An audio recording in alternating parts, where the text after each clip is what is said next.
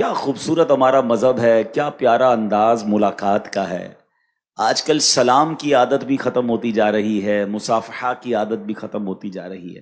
ہونا یہ چاہیے کہ جب بھی آپس میں ملیں السلام علیکم ورحمۃ اللہ وبرکاتہ، جواب میں وعلیکم السلام ورحمۃ اللہ وبرکاتہ۔ ملاقات کریں تو بلا حائل ہاتھ ملائیں، یاد رکھیں دونوں ہاتھ بغیر کسی چیز کے ہاتھ میں ہوئے، بلا حائل یعنی وداؤٹ اینی تھنگ دونوں ہاتھ ملانے چاہیے۔ ہمارا کبھی رومال ہاتھ میں ہوتا ہے، کبھی موبائل ہاتھ میں ہوتا ہے، کبھی تسبیح ہاتھ میں ہوتی ہے، تو یہ دونوں ہاتھ نہیں ملتے۔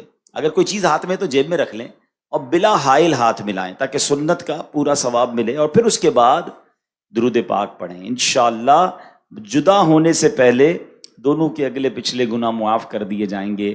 اللہ مجھے اور آپ کو سنتوں پر عمل کرنے کی توفیق عطا فرمائے، بالخصوص درود پاک کثرت سے پڑھنے کی توفیق عطا فرمائے۔ آئیے مل کر محبت سے درود پاک پڑھ لیں۔ صلو علی الحبیب صلی اللہ تعالی علی محمد صلی اللہ علیہ وسلم۔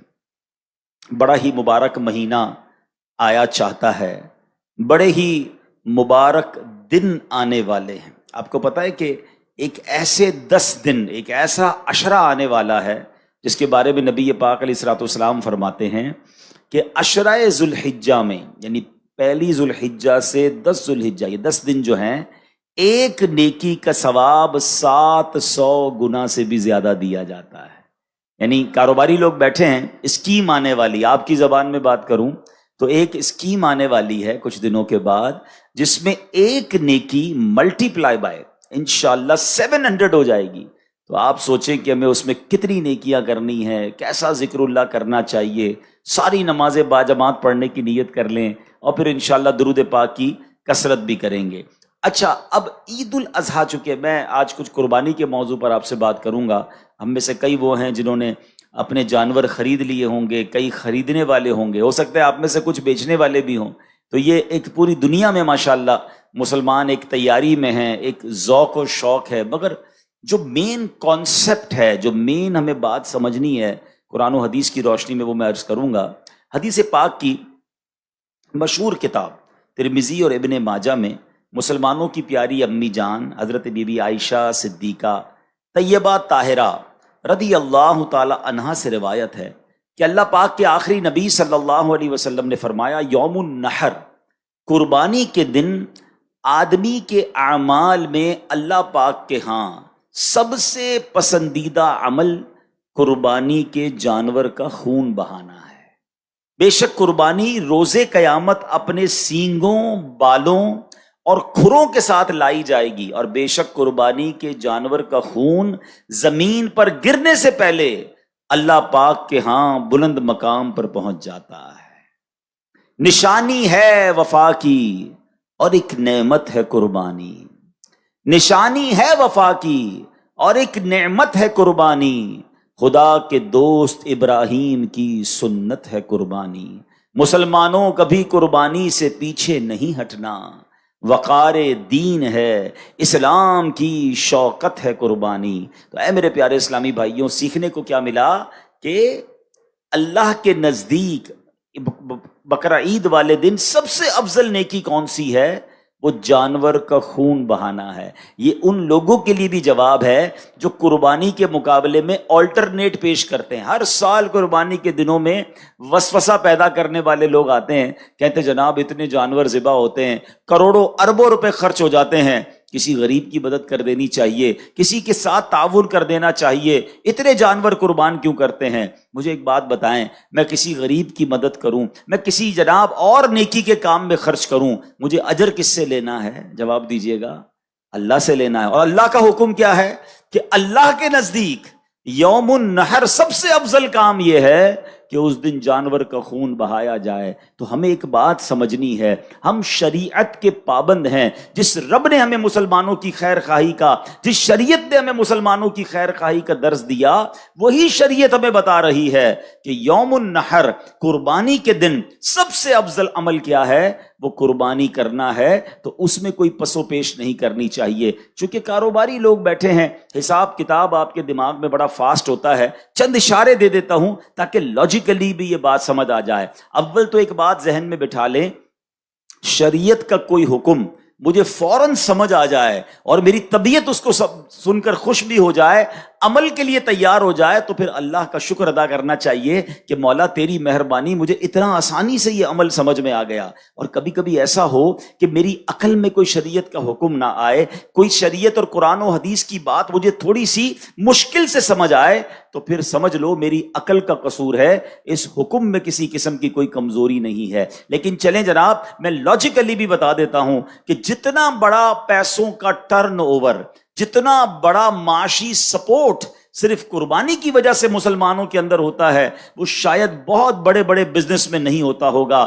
بتایا جاتا ہے خربوں روپے کی قربانی پاکستان میں ہوتی، اربوں کی نہیں، خربوں روپے کی قربانی ہوتی ہے۔ تو یہ اربوں خربوں روپے جاتے کہاں ہیں؟ یہ امیروں کی، مالداروں کی جیب سے نکلتے ہیں اور غریب لوگوں کی جیبوں میں چلے جاتے ہیں۔ آپ کو پتا ہے کہ جانور پالنے والے اکثر کون ہوتے ہیں؟ یہ گاؤں گوٹھ کے لوگ ہوتے ہیں، اپنے علاقوں میں پورا سال جانور پالتے ہیں کہ بقرعید کے دنوں میں بیچیں گے، پورے سال کے پیسے مل جائیں گے۔ تو سبحان اللہ، اور کمال دیکھیں میری شریعت کا، غریبوں پر قربانی نہیں ہے، صاحب نصاب پر قربانی ہے۔ یہی اکانومک سکھاتی ہے نا، یہی بزنس کا اکاؤنٹ سکھاتے ہیں کہ مالدار کی جیب سے پیسے اگر غریب کی طرف چلے جائیں تو اکانومی کو بوسٹ ملتا ہے۔ معیشت کا چکا جب چلتا ہے کہ جب پیسہ روٹیٹ ہونے لگ جائے تو جناب کروڑوں اربوں روپے جو ہے وہ لوگوں کی جیبوں سے نکلتے ہیں، جانور خریدا جاتا ہے۔ اور اگر آپ غریبوں کی بات کرتے ہیں تو لاکھوں غریبوں کا روزگار شروع ہو چکا ہے، آپ کے محلوں میں بھی شروع ہو چکا ہے، بکرا منڈی میں بھی شروع ہو چکا ہے، سوزوکی والوں کا شروع ہو چکا ہے، چارے والوں کا شروع ہو چکا ہے، جانور سنبھالنے والوں کا۔ سارے امیر لوگ ہیں کیا یہ؟ آپ کو غریب کی مدد کرنی تھی نا۔ لاکھوں غریب ماشاءاللہ روزگار کما رہے ہیں۔ جب قربانی ہوتی ہے، کتنے لوگ کسائیوں کے ساتھ ہیلپر کے طور پر آتے ہیں، سب کو عید کے دنوں میں ہزاروں لاکھوں روپے مزدوری ملتی ہے، پھر غریبوں کا بھلا ہو رہا ہے۔ اور آگے چلیے، جب یہ قربانی ہو جاتی ہے، آپ کے اپنے خاندان میں، آپ کے اپنے ملازمین میں ایسے ہزاروں لاکھوں مسلمان ہوتے ہیں جو بقرہ عید میں جی بھر کر گوشت کھاتے ہیں، جن کے گھروں میں پورا سال گوشت نہیں پکتا، ان کو جناب ماشاءاللہ اچھا گوشت مل جاتا ہے۔ کیا یہ غریبوں کی مدد نہیں ہے؟ آگے چلیے، جانور قربان ہو گیا، اب اس کی کھالیں، یہ کھالیں کہاں جاتی ہیں؟ یہ کھالیں چمڑا فیکٹری میں جاتی ہیں۔ اب وہاں لیدر کا کاروبار شروع ہوتا ہے، نہ جانے جوتے بنانے والے، جیکٹ بنانے والے، لاکھوں کروڑوں لوگوں کا پھر روزگار شروع ہو جاتا ہے۔ نہ جانے لوگوں کو کیوں سمجھ نہیں آتا کہ سبحان اللہ، شریعت کے ایک حکم پر عمل کرنے کے لیے ہماری معیشت کو بھی بوسٹ ملتا ہے، ہمارے کاروبار کو بھی عروج ملتا ہے، اور سبحان اللہ کروڑوں غریبوں کی مدد بھی ہو جاتی ہے۔ لیکن ہم نے یہاں پر اگر یہ بات کوئی سمجھانے والا نہ ہوتا یا ہمیں لاجک پتہ بھی نہ ہوتی، پھر بھی ہمارا کام لبیک کہنا ہے کہ اگر رب کا حکم ہے، شریعت کا حکم ہے، تو جناب اب قربانی ہی کرنی ہے، اس کا کوئی اور آلٹرنیٹ نہیں ہو سکتا۔ اور آپ نے آج حدیث بھی سن لی کہ اللہ کے نزدیک یوم النحر یعنی قربانی والے دن سب سے افضل اگر کوئی عمل ہے تو وہ جانور کا خون بہانا ہے۔ اور سبحان اللہ، یہ جانور تو قیامت کے دن اپنے بالوں کے ساتھ، اپنے کھروں کے ساتھ، اپنے سینگوں کے ساتھ یہ پورا جانور قیامت کے دن لایا جائے گا۔ تو اب یہاں یہ بھی غور کر لینا چاہیے کہ اللہ نے جیسا مال دیا ہے نا، پھر ویسا جانور قربان کریں تاکہ اس کی بارگاہ میں وہ اس طریقے کا جانور ہمارے سامنے آئے۔ اب قرآن مجید کیا فرماتا ہے؟ یہ بڑی کمال کی آیت ہے، اور یہ ویسے تو تمام چیزوں کے لیے ہے مگر قربانی کے لیے خاص۔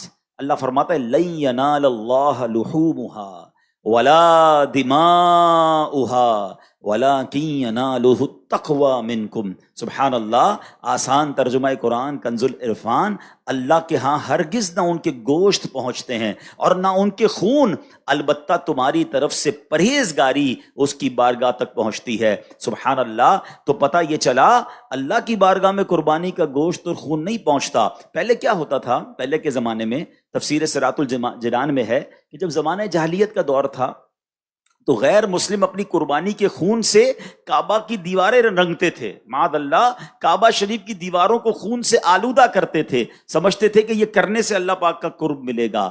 جب اسلام کا نور جگمگایا، صحابہ کرام نے حج کیا، قربانیاں پیش کی، تو ان کی تعلیم کے لیے آیت نازل ہوئی کہ اللہ پاک کی بارگاہ میں قربانی کا گوشت نہیں پہنچتا، اس کی بارگاہ میں خون نہیں پہنچتا، ہاں تمہاری طرف سے تقویٰ پہنچتا ہے، پرہیزگاری پہنچتی ہے، قربانی کے لیے اچھی نیت اور اخلاص اور تقویٰ پہنچتا ہے۔ تو ہمیں یہ سمجھنا ہے کہ اصل ایسنس کیا ہے، یہ قربانی کا اصل مقصد ہمارے دلوں میں کیا ہونا چاہیے۔ سبحان اللہ، شیخ ابو طالب مکی رحمۃ اللہ تعالی علیہ نے اس کی بڑی خوبصورت تفصیل بیان کی ہے، خلاصتاً عرض کرتا ہوں۔ آپ فرماتے اے میرے بندو، اللہ فرماتا اے میرے بندو، تم گھر سے نکلے جانور لینے کے لیے، لوگ تمہیں دیکھ رہے تھے، تم نے جا کر جانور خریدا، لوگ تمہیں دیکھ رہے تھے، تم جانور گھر لائے، لوگ تمہیں دیکھ رہے تھے، تم نے جانور کی دیکھ بھال کی، لوگ تمہیں دیکھ رہے تھے، تم نے جانور کو میرے نام پر ذبح کیا، لوگ تمہیں دیکھ رہے تھے، تم نے کھانا پکایا، لوگوں میں تقسیم کیا، گوشت کو ڈسٹریبیوٹ کیا، لوگ تمہیں دیکھ رہے تھے۔ الغرض خریداری سے لے کر قربانی تک سارے معاملات میں لوگ تمہیں دیکھ رہے تھے، لیکن اس پورے وقت میں ایک چیز میرے اور تیرے درمیان تھی، اور وہ یہ تھی کہ تمہارے دل کی کیفیت کیا تھی۔ پس تمہارے عمل کی مقبولیت کا فیصلہ اسی کیفیت پر کیا جائے گا، یہ دیکھا جائے گا کہ دل میں تقویٰ تھا، اللہ کی رضا کی نیت تھی یا کچھ اور نیتیں شامل تھیں۔ اب میں نے اور آپ نے یہ غور کرنا ہے، جانور خریدنے جائیں گے، دل میں نیت کیا ہو، یار محلے والے کیا کہیں گے، علاقے والے کیا کہیں گے، ہیں بچے خوش ہوں گے کہ نہیں ہوں گے، یا یہ نیت ہو کہ اس جانور کو اللہ کے نام پر قربان کرنا ہے۔ جانور خرید کے لائے، لوگوں نے پوچھا ہاں بھائی کتنے کا لیا ہے، اب دل کی کیفیت کیا ہے کہ بتاؤں کتنے کا لیا، میری سخاوت کے چرچے ہوں، یا یہ نیت ہو کہ اللہ کی رضا کے لیے لیا ہے، تقویٰ کے لیے لیا ہے، لوگ واہ واہ کر رہے ہیں۔ دل کی کیفیت کو چیک کرنا ہے۔ جب دوسروں کے جانور سے آپ کے جانور کا موازنہ کمپیرزن کر رہے ہیں، اب آپ نے چیک کرنا ہے کہ دل میں نیت کیا ہے۔ کاش ذبح کر لیا، اب گوشت بانٹنے کا وقت ہے، اس وقت دل کی کیفیت کیا ہے کہ سارا گوشت میں ہی رکھ لوں کہ نہیں اللہ کے بندے بھی کھائیں، غریب لوگ بھی کھائیں، دل کی کیفیت کیا ہے۔ تو پتہ یہ چلا کہ یہ سارا فلسفہ ہی کیفیت دل کا ہے، اخلاص ہے کہ نہیں، تقویٰ ہے کہ نہیں۔ دوبارہ یہ آیت کا ترجمہ سنیں کہ اللہ نے کیا فرمایا، اللہ کے ہاں ہرگز نہ ان کے گوشت پہنچتے ہیں نہ ان کے خون، البتہ تمہاری طرف سے پرہیزگاری اس کی بارگاہ تک پہنچتی ہے۔ تو یہ بات ہمیں سمجھنی ہے۔ ایک اور حدیث پاک سے، قربانی کے دن قربانی کا جانور قربان کرتے وقت دل کی کیفیت میں ایک اور اضافہ کرنا ہے۔ اللہ کے حبیب علیہ الصلوۃ والسلام فرماتے ہیں قربانی کا خون زمین پر گرنے سے پہلے اللہ پاک کے ہاں قبول ہو جاتا ہے۔ فرمایا فطیبوا بہا نفسن، پس خوش دلی کے ساتھ قربانی کیا کرو۔ یہ دس از دا کنڈیشن۔ پہلی کنڈیشن کیا تھی؟ تقویٰ ہوگا، اللہ کی بارگاہ میں کیا پہنچے گا؟ تقویٰ۔ اور اب آپ چاہتے قربانی مقبول ہو جائے، قطرہ پہلا گرنے سے پہلے ہی مقبول ہو جائے، تو وہ کیا ہے؟ خوش دلی۔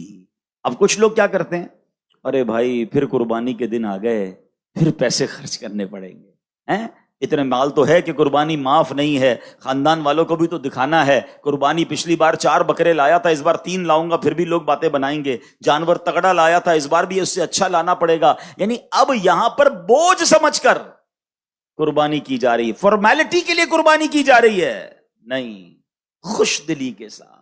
اے اللہ تیری مہربانی، تو نے اس قابل بنایا، تیرا کرم کہ تو نے اس قابل بنایا، پھر مجھے ثواب کمانے کا موقع دیا۔ روایتوں میں آتا ہے کہ قربانی کے جانور کے ہر بال کے بدلے میں قربانی کرنے والے کو ایک نیکی ملتی ہے۔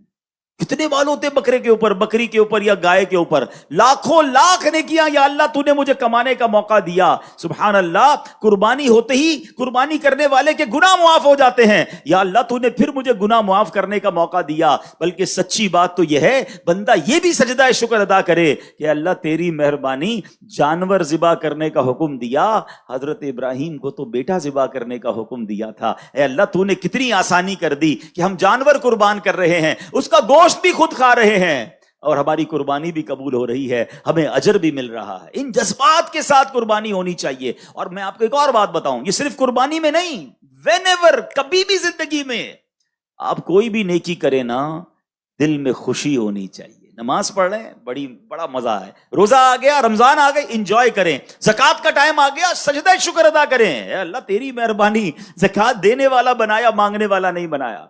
مگر ادھر ایسے بھی لوگ ہوتے ہیں، رمضان آئے تو ٹینشن، ارے باپ رے باپ پھر روزے رکھنے پڑیں گے، ایک سال گزر گیا، ارے باپ رے باپ پھر زکوٰۃ دینی پڑے گی، اللہ اکبر، پھر جناب لمبی لمبی تراویحاں پڑھنی پڑیں گی۔ ارے توبہ کرو، اللہ نے پیر سلامت دیے ہیں جبھی تو تراویح پڑھو گے نا، اللہ نے مال دیا جبھی تو زکوٰۃ دو گے، اللہ نے مال دیا جبھی تو حج کو جا رہے ہو۔ ارے عبادتوں میں تو انجوائے کیا کرو، اور جو عبادت خوش دلی کے ساتھ ہوتی ہے نا، اس کا اجر، اس کا ثواب، اس کی برکت ہی کچھ اور ہوتی ہے ہمیشہ۔ اب اس قربانی میں بھی آپ نے بہترین جانور کرنا ہے، مگر اچھی نیت کے ساتھ اور خوش دلی کے ساتھ کرنا ہے۔ اللہ اکبر۔ اب سنو نا، خوش دلی کس کو کہتے ہیں؟ اللہ حضرت ابراہیم اور حضرت اسماعیل کی اس قربانی کا کوئی ذرہ نصیب فرما دے۔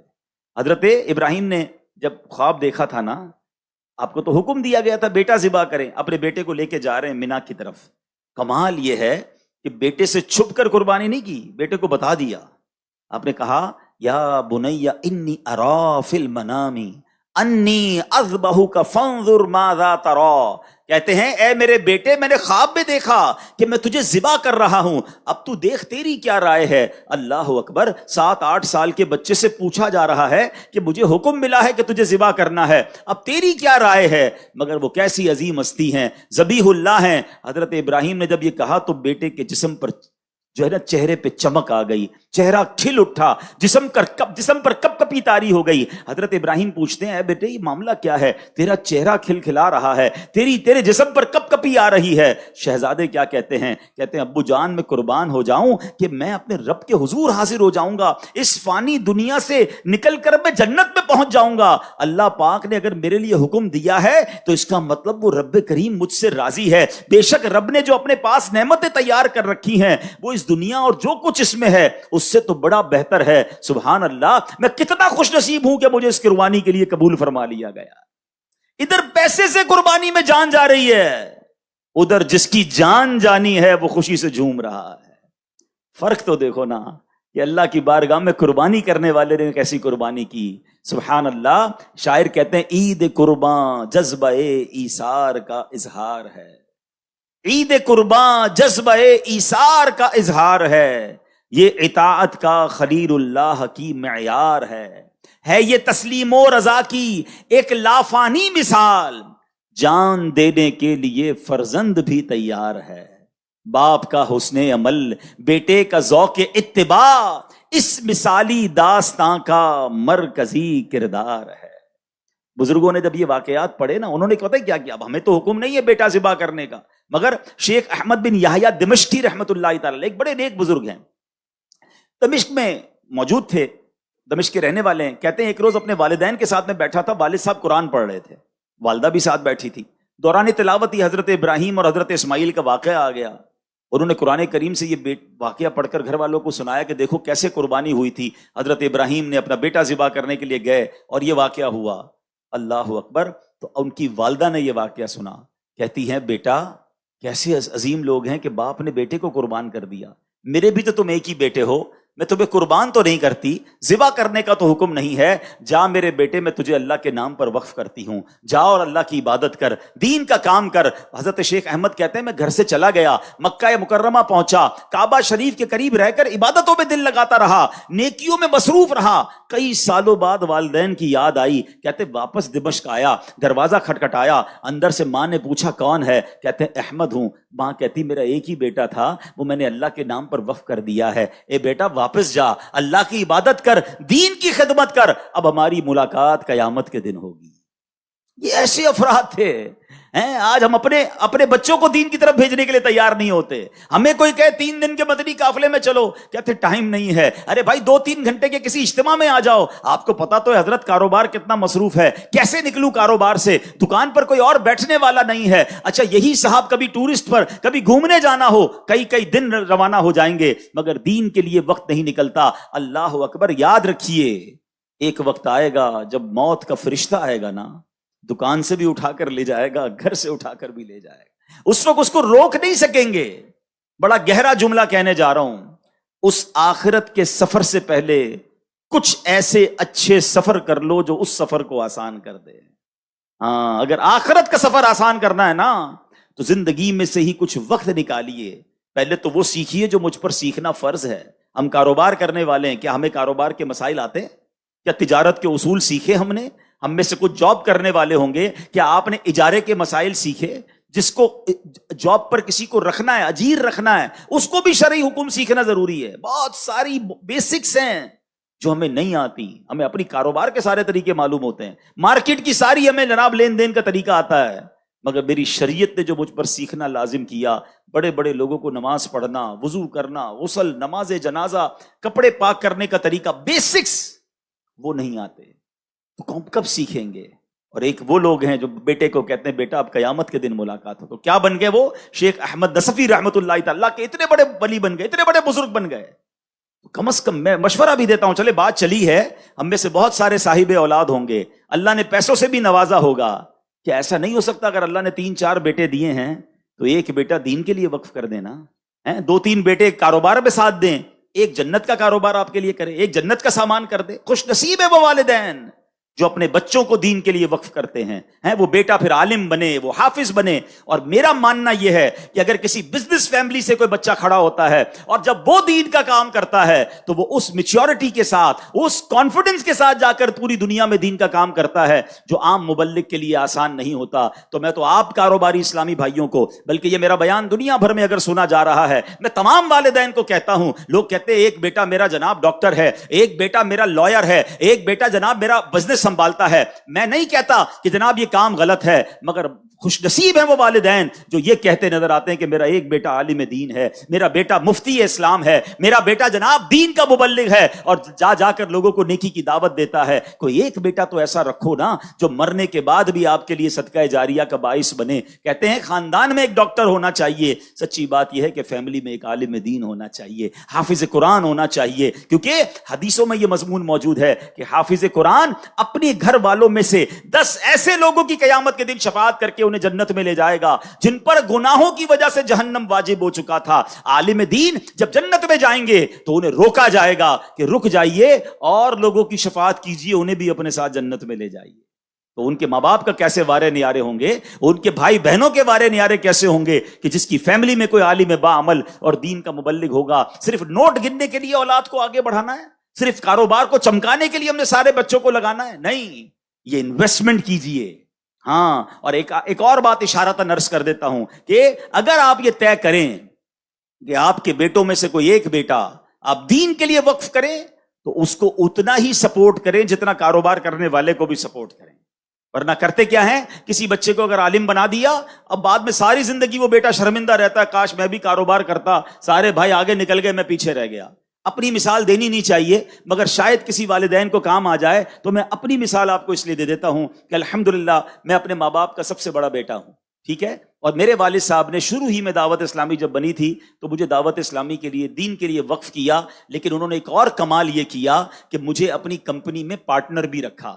میرا ایک اور بھائی کاروبار کرتا ہے، انہوں نے یہ پہلے سے پلان کیا کہ جتنا اس بھائی کو فائدہ ہوگا، کاروبار میں بینیفٹ ہوگا، جو اس کا شیئر ہوگا وہ میرا بھی شیئر ہوگا۔ مجھے کہا بیٹا آپ نے کاروبار نہیں کرنا، آپ نے دین کا کام کرنا ہے۔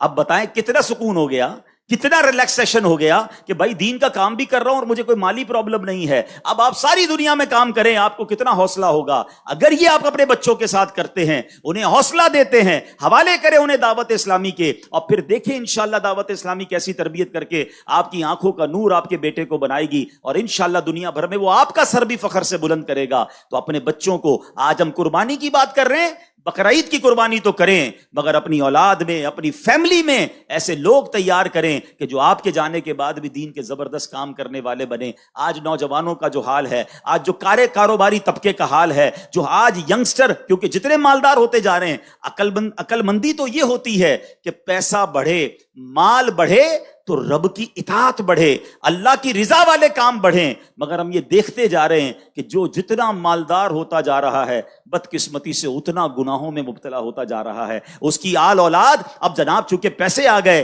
اب پر نکل گئے ہیں، تو اب جناب سارے برے کاموں میں لوگ نظر آتے ہیں۔ ایسا ہونا نہیں چاہیے تھا۔ عقل مندی یہ ہے کہ رب جتنی عطائیں بڑھائے ہم اتنے سجدے بڑھائیں، ہم اتنا شکر بڑھائیں، مگر ہو کیا رہا ہے، وہ عطائیں بڑھا رہا ہے، معاذ اللہ ہم خطائیں بڑھا رہے ہیں۔ تو اپنی نسلوں کو بچانے کے لیے اپنے کاروباری ساتھیوں کی بھی فکر کیجئے نا. آپ کی مارکیٹ میں لوگ ہوں گے, آپ کی فیکٹری کے پاس جن کی فیکٹری ہوگی, آپ دیکھ رہے ہوں گے کہ ان کے بچوں کا کیا حال ہو رہا ہے, بلکہ ان نوجوانوں کا کیا حال ہو رہا ہے. اس کی فکر کون کرے گا؟ مجلس تاجران نے آج اگر تاجروں کو جمع کیا ہے تو صرف آپ اپنی فکر نہ کریں, ہم اپنے تمام تاجر برادری کی فکر کریں. اپنی سوسائٹی میں آپ جس بھی کالونی سے, جس بھی جناب مارکیٹ سے آئے ہیں, کہ جناب ہم اگر آج دعوت اسلامی کے فیضان مدینہ میں آئے ہیں تو اگلی بار اپنی مارکیٹ کے مزید تاجران کو لے کر آئیں گے, ہم ان کے بچوں کو بھی دین کی طرف بلانے کی کوشش کریں گے. تو اس کا طریقہ یہی ہے کہ اس طرح کی گیدرنگز ہوتی رہیں, آپ کی مارکیٹوں میں بھی ہوتی رہیں, دکان درس کا سلسلہ شروع ہو, فیکٹری مدرسۃ المدینہ بالغان کا سلسلہ شروع ہو, اور پھر ہم اپنے بچوں کو, ہم بزنس کمیونٹی کے لوگ جو ہے اپنا وقت دے کر دیکھیں. آج تو وقت کی قربانی مانگی جا رہی ہے. حضرت اسماعیل نے اور حضرت ابراہیم نے کیسی قربانی دی, آپ کو پتا ہے کیسا منظر تھا؟ جھرجھری آ جاتی ہے, کہتے ہیں نا رونگٹے کھڑے ہو جاتے ہیں. روایتوں میں آتا ہے جب حضرت ابراہیم علیہ السلام نے بیٹے کو قربانی کے لیے لٹایا, ان کے ہاتھ باندھ دیے, ان کے سر کے قریب بیٹھ گئے, چھری ان کی گردن پر رکھ دی, اور پھر کہا الہی لک الحمد فی الدہر الباقی رزقتنی الولد علی کبر سنی فابتلیتنی بہذا البلاء. اے اللہ پاک ہمیشہ تیری حمد ہے, تو نے مجھے بڑھاپے میں بیٹا عطا فرمایا. یہ امتحان پتہ ہے کیسا تھا؟ 99 سال کی عمر میں حضرت اسماعیل ملے تھے حضرت ابراہیم, اتنی دعاؤں کے بعد, اور اسی کو ذبح کرنا ہے. پھر کہتے ہیں یا اللہ اسی کے ذریعے آزمائش آئی ہے. مگر اگلا جملہ سنو, کہتے فَإِن كَانَ هَذَا رِضًا لَكَا فَأُسَلِّمُ لِأَمْرِكَ. اے اللہ اگر تیری رضا اسی میں ہے تو میں تیری رضا کی خاطر تیرے حکم کے سامنے سر جھکاتا. اگر تو اسی پر راضی ہے تو اے اللہ میں بھی راضی ہوں. کتابوں میں لکھا جب حضرت ابراہیم نے یہ کہا نا تو فرشتے بھی رونے لگے. روتے روتے اللہ کی بارگاہ میں عرض کرتے ہیں مولا تیرے نبی ہیں, ایک لیٹا ہوا ہے, ایک ذبح کرنے ہے, اے اللہ تیری رضا کی خاطر ذبح کرنے کو تیار ہیں. پھر اللہ کریم نے سبحان اللہ حضرت اسماعیل کے فدیے میں جنتی مینڈا بھیجا. کاش یہ جذبہ کا کچھ ذرہ نصیب ہو جائے. اے اللہ میں تیری رضا میں راضی. جملہ کتنا پیارا ہے. ہم پتہ کیا کرتے ہیں, اللہ سے بھی کاروبار کر رہے ہوتے ہیں, شرطیں لگا رہے ہوتے ہیں, اللہ یہ بھی دے دے, یہ بھی دے دے, یہ بلا دور کر دے, بس ہمارے پسند کا حال ہم کو دے دے. جو عارفین ہوتے ہیں نا, جو اللہ کے مقرب ہوتے ہیں, اللہ سے یہ نہیں کہتے اللہ وہ حال دے دے جس میں خوش ہوں. وہ کہتے ہیں یا اللہ وہ حال میں رکھ جس میں تو راضی ہے, اور تو جس حال میں رکھے میں اس حال میں راضی ہوں. مزہ یہ ہے نا کہ اللہ کی رضا والی زندگی مل جائے, میری رضا والی. ہم چاہتے ہیں میں کمفرٹ زون میں رہوں, کوئی پرابلم, کوئی پریشانی, کوئی ڈیفیکلٹی سامنے نہ آئے. ارے مزہ یہ ہے کہ اے رب تو جس حال میں دیکھنا چاہتا ہے میں اس حال میں راضی, مجھے میرے حال کے سپرد نہ کر مولا, اپنی پسند کے حال میں داخل فرما دے. یہ اللہ والوں کا طریقہ ہے. اللہ اس عظیم قربانی کا صدقہ مجھے اور آپ کو نصیب فرمائے. اور بس اب عرض یہی ہے کہ جیسے میں نے شروع میں کہا کہ پہلی ذوالحجہ سے وہ عشرہ شروع ہو رہا ہے جس کی ہر نیکی 700 نیکیوں کے برابر ہے. تو کم از کم یہ 10 دن خوب نیکیاں کیجیے, ہو سکے تو روزے رکھ لیجیے. قربانی والے دن تو روزہ نہیں رکھنا, باقی پہلے 9 دن آپ روزہ رکھ سکتے ہیں. راتوں کو یہ سبحان اللہ بڑی مبارک راتیں, ان راتوں میں یہاں مدنی مذاکرے ہوں گے. ہو سکے تو روز رات کچھ نہ کچھ دوستوں کو لے آئیں, مدنی مذاکروں میں شامل ہو جائیں, اپنے علاقے میں بیٹھ کر مدنی مذاکرہ دیکھ لیں. اور پھر انشاءاللہ جب قربانی کریں تو نیت کیا ہو وہ میں نے آپ کو بتا دیا. جانور لینے سے قربانی کرنے تک تقویٰ, اللہ کی رضا, ہاں کوئی گناہ نہ کریں. کسائی سے بھی سارے معاملات پہلے طے کر لے, بعد میں اس سے لڑائی ہو رہی ہوتی ہے, پتہ چلا میرا ثواب ہی کم نہ ہو جائے. گوشت بانٹنے میں کوئی گڑبڑ نہ ہو, ہر چیز میں تقویٰ اور پرہیزگاری ہو, کسی کی دل آزاری نہ ہو. جانور ایسی جگہ نہ باندھے جس کی وجہ سے لوگوں کا راستہ روک رہا ہے, کسی کی روڈ پہ کھڈا کر رہے ہیں. نہیں, آرام سے محبت سے رضا خوشی کے ساتھ میری قربانی ہو, کیونکہ یہ قربانی میرے لیے جنت کا سامان بنتے جا رہی ہے. اور جب ذبح کریں نا تو اللہ کی بارگاہ میں یہ بھی دعا کریں کہ اللہ آج جانور ذبح کر رہا ہوں, کبھی وقت پڑا مولا اپنا مال بھی قربان کروں گا, اپنے وقت کی قربانی بھی دوں گا, بلکہ مولا ایسا جذبہ دے کہ تیرے دین پر موقع ملے تو اپنی جان بھی قربان کر دے. یہ نیتیں ہوں. اپنے نفس کو قربان کریں, اپنی بری عادتوں کو قربان کرنے کی نیت کریں. اے اللہ یہ جانور کو ذبح کرتے کرتے میں اپنی بری عادتوں کو بھی اب ختم کر رہا ہوں. اے اللہ استقامت تو عطا فرما. وہ بڑا کریم ہے, وہ نگاہ فرمائے تو ہم بھی نیک ہو سکتے ہیں. تو ان نیتوں کے ساتھ قربانی کریں اور اس دعوت اسلامی کے ماحول سے وابستہ رہیں. جیسا میں نے کہا کہ قربانی کے لیے ایک طریقہ یہ بھی ہے کہ وقت کی قربانی دے کر علم دین سیکھیں اور دوسروں کو بھی ساتھ لے کر چلیں. تو انشاءاللہ 14 جون یعنی عید کے فوراً بعد, تیسری عید کے غالباً بعد بنے گا یا 3-4 دن بعد, ہفتے کو مدنی مذاکرے کے بعد یہیں سے 12 دن کا قافلہ انشاءاللہ روانہ ہوگا. تو سبحان اللہ، لوگ ویسے ہی جون جولائی میں گھومنے پھرنے جاتے ہیں، ایک بار یہ 12 دن کے قافلے میں ہم علم دین سیکھنے چلے جائیں. تو میری گزارش ہے کہ اس میں نیت کریں سفر کی. اور سبحان اللہ، یکم محرم سے بھی 12 دن کا قافلہ سفر کرے گا. ہمارے جو گوشت فروش اسلامی بھائی ہیں ان کا نارملی بقرعید کے بعد تھوڑا سیزن ڈاؤن ہوتا ہے. تو سبحان اللہ، یہ جو فارغ دن ہیں ادھر ادھر گھومنے پھرنے کی بجائے قافلے میں سفر کر کے اپنی آخرت کا سامان کر لیں اور بہت کچھ سیکھ کر تشریف لائیں. تو امید کرتا ہوں کہ آج جو قربانی کی داستان سنی ہے، جو قربانی کا فلسفہ سنا ہے، اب ہم بھی کچھ نہ کچھ قربانی دینے والے بنیں گے. رب کریم ہم سب کو عمل کرنے کی توفیق عطا فرمائے. آج آپ کو دعوت دے کر بلایا گیا ہوگا، فالو اپ بھی کیا گیا ہوگا، مگر یہ فیضان مدینہ آپ کا ہے. اب اگلی بار آپ کو دعوت دے کر بلانا نہ پڑے بلکہ آپ دعوت دینے والے بن جائیں انشاءاللہ. یعنی آپ ہوسٹ نہ بنے، آپ اب آئندہ جو ہے گیسٹ نہ بنے بلکہ آپ ہوسٹ بن جائیں، آپ میزبان بنیں اور دوسروں کو لائیں. اللہ کریم ہم سب کو عمل کرنے کی توفیق عطا فرمائے. جن اسلامی بھائی نے امامہ شریف سے جانے کی نیت کی وہ آ جائے. ویڈیو دیکھنے کا شکریہ. اگر آپ چینل پر نئے ہیں تو سبسکرائب کر لیں اور ساتھ ہی ساتھ بیل آئیکن پر بھی کلک کر دیں تاکہ یوٹیوب ہماری ہر ویڈیو کا نوٹیفیکیشن سب سے پہلے آپ کو بھیج دے. جزاک اللہ.